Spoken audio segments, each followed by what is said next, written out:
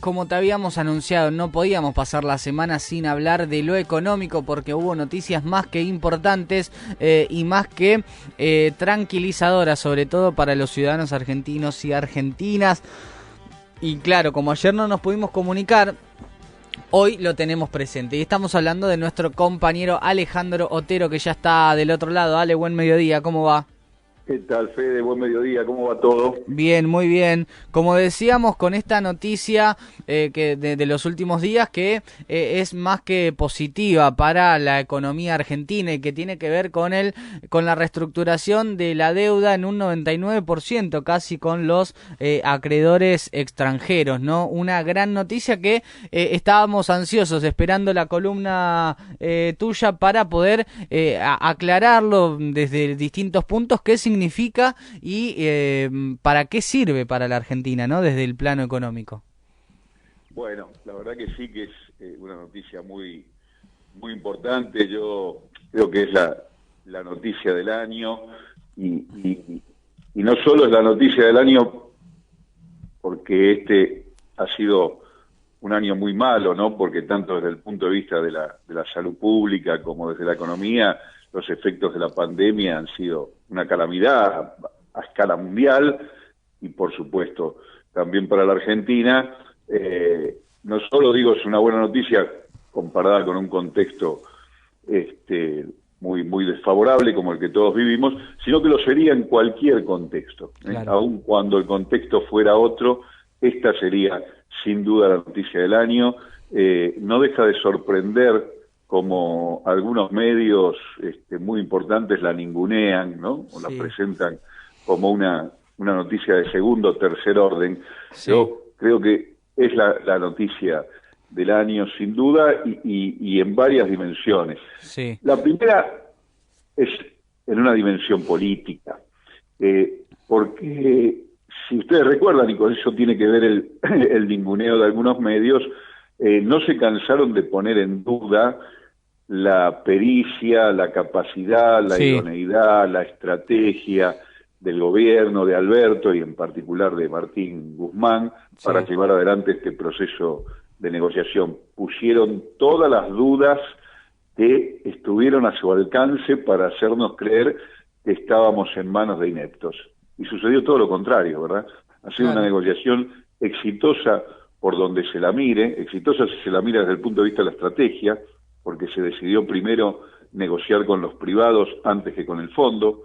Recordemos que históricamente el camino era el inverso, primero con el fondo y la negociación con el fondo, que suponía comprometerse a un ajuste donde se descargaba el peso de los compromisos sobre los sectores más débiles. Con ese acuerdo entonces se iba a negociar con los privados, porque ese acuerdo con el fondo era la garantía de que los privados iban a cobrar. Y acá se decidió el camino inverso, una estrategia que fue cuestionada y se fueron plantando las condiciones siempre con un límite claro, que era el de que no se iba a renegociar la deuda a partir de generar mayores sacrificios a los sectores postergados de la Argentina. Y así se lo hizo y así se concretó esta negociación. Entonces, primero, desde el punto de vista político, un éxito porque supone una reafirmación de la autoridad y la capacidad del gobierno para enfrentar problemas y dilemas de muy, muy difícil solución, de altísima densidad, de enorme complejidad. Entonces, esto, creo que desde el punto de vista político, insisto, entonces no será casual que algunos medios claramente alineados con la oposición traten de ningunearlo, traten de devaluarlo, un logro político extraordinario para el gobierno. Hasta se preguntaban qué había pasado con el 1%, ¿no? Restante, y era título de notas, la verdad que increíble. Sí, es una cosa sensacional, ¿no? Como preguntarle al Bayern Múnich por qué le hizo 2 goles el Barcelona en el 8-2, ¿no? Claro, claro. En vez de salir a celebrar. Tal cual.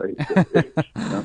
Entonces, desde el punto de vista político, no cabe duda, un logro extraordinario. Desde el punto de vista económico-financiero, 2, 3 cuestiones.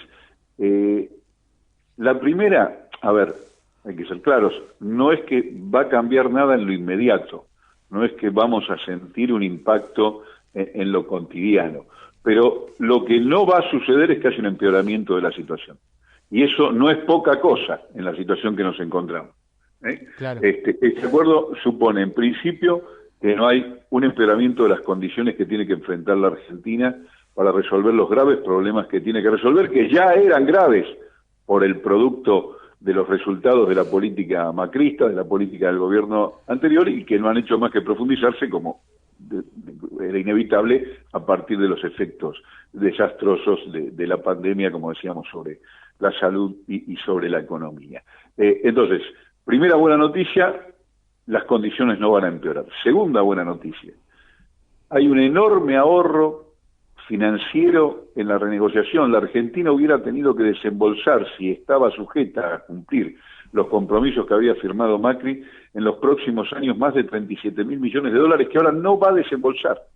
Tenemos por delante 3, 4 años donde los desembolsos son absolutamente llevaderos, son pagables, no van a implicar un costo adicional sobre los que tenemos que enfrentar los argentinos para salir de la crisis en la que nos encontramos. Y eso es un alivio enorme.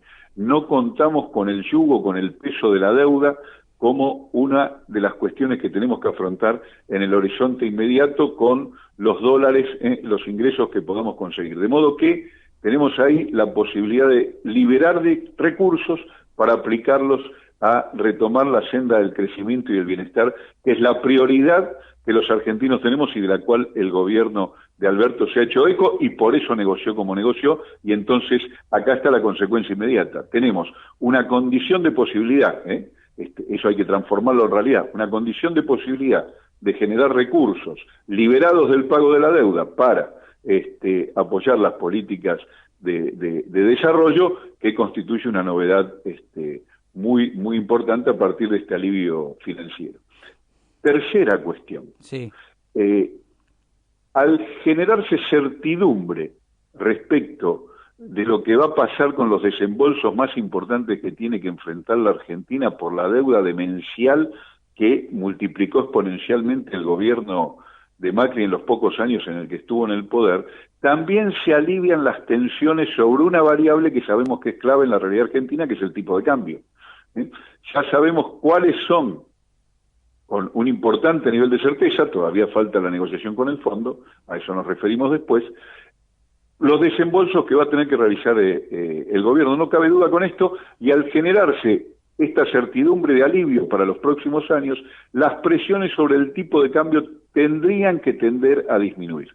Esta es la lógica. Por lo tanto, si disminuyen las presiones sobre el tipo de cambio, la posibilidad de controlar, regular, administrar esta variable tan sensible y evitar las devaluaciones que terminan redundando en mayor nivel de recesión e inflación, es decir, en mayor nivel de pobreza para los argentinos y solución para unos pocos, es un dato relevante del horizonte económico inmediato para la Argentina. Entonces, segunda cuestión, la negociación favorece la estabilidad y la administrabilidad del tipo de cambio en la Argentina. Siguiente cuestión, el tener resuelto los privados hace que la Argentina se pueda sentar en mejores condiciones con el Fondo Monetario, en condiciones más holgadas para defender lo mismo que defendió con los privados. Es decir, vamos a renegociar la deuda porque no estamos en condiciones de afrontar los compromisos que firmó el gobierno anterior, vamos a generar un programa de pagos que sea llevadero y sustentable, compatible con el programa de desarrollo que el gobierno tiene. No solo compatible, sino que además el programa de desarrollo tiene que resultar exitoso como precondición del pago, y no a la inversa, que la precondición del pago es la condición del desarrollo. No, el desarrollo y el crecimiento es lo que garantiza el pago, y no el pago el que garantiza el crecimiento, claro. Porque lo que sabemos es que los ajustes tradicionales, los acuerdos tradicionales, donde lo que aseguran es el pago, sacrifican la posibilidad de crecimiento y desarrollo. Y lo que demostró ya en la etapa anterior el gobierno de Kirchner con la primera renegociación de la deuda es que el crecimiento es el que garantiza el pago y no a la inversa. Entonces, esta es la mejor condición para sentarse con el fondo al tener resuelto el tema con los privados. Y último detalle, no menor, Fede, último detalle en el que se repara poco. No va a haber buitres. Mira. Porque este fenomenal porcentaje, por los aprendizajes que a escala internacional se hicieron con las situaciones anteriores de default, hace que no pueda ir nadie por afuera del acuerdo. ¿Cuál era el negocio y la estrategia de los buitres? El negocio y la estrategia de los buitres era que ellos compraban los títulos defaulteados a precio vil, sí, y después litigaban a largo plazo judicialmente porque sabían que a la larga iban a encontrar un juez griesa, es decir, alguien que le fallara a favor, y iban a encontrar un gobierno generoso, entre comillas, como el de Macri, que les pagaba lo que un juez griesa les había reconocido en los estados. Esta posición de los buitres, y por eso se los llamó así a escala internacional, porque llamarlos buitres no es un invento de la Argentina, se los llamaba así carroñeros, porque eran los que se enriquecían a costa de la pobreza de los pueblos que entraban en default e incluso en desmedro de los acreedores que habían renegociado. Sí. Recordemos que la renegociación en tiempos de Néstor y Cristina abarcó a casi un 70% de los acreedores, claro, era alta igual. Pero no inhibía que algunos carroñeros, buitres, igual no acudieran al acuerdo, porque no estaban obligados a hacerlo, y fueran a litigar a los estrados hasta encontrar, como decíamos, un juez griesa. Los argentinos no nos vamos a olvidar nunca, griesa es en las finanzas lo que Codesal es en relación al fútbol para los argentinos, ¿no? Sí. Dos jueces inolvidables. Mala palabra. Terribles, ya sabemos cómo los calificamos a los dos, sí. Dos jueces inolvidables de la historia de la Argentina, uno de las finanzas públicas, Griesa, el otro del fútbol, Codesal. Entonces, iban a encontrar un juez Griesa que le fallara a favor y después un gobierno que les pagaba esos fallos impresentables. Bueno, ahora, en la nueva legislación, en el nuevo orden financiero internacional, cuando es palmaria la adhesión de los acreedores privados, como es en este caso, nadie puede ir por afuera a litigar en los estrados. Se tiene que avenir al acuerdo de la enorme y palmaria mayoría. Entonces no va a haber buitres.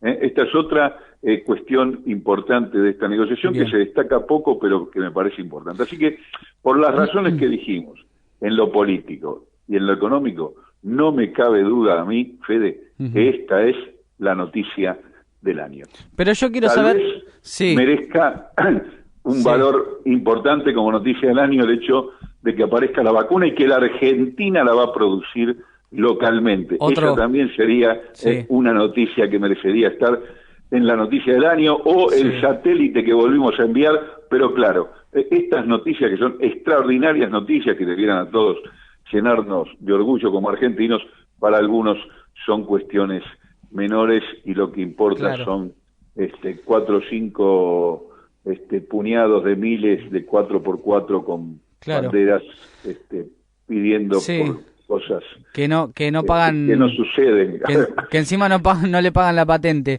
Pero decía lo decía yo la semana pasada, han llevado la grieta tan al extremo y han machacado tanto a la gente que creen que estos son logros del peronismo o que son logros incluso hasta de un gobierno, y es logro de todos los argentinos, y a todos y todas nos debería poner orgulloso. Como vos decías, reestructurar la deuda sin ajustar en nuestro pueblo, el satélite enviado al espacio donde solo 10 países del mundo están capacitados para no solamente crearlo y desarrollarlo, sino para enviarlo también al espacio.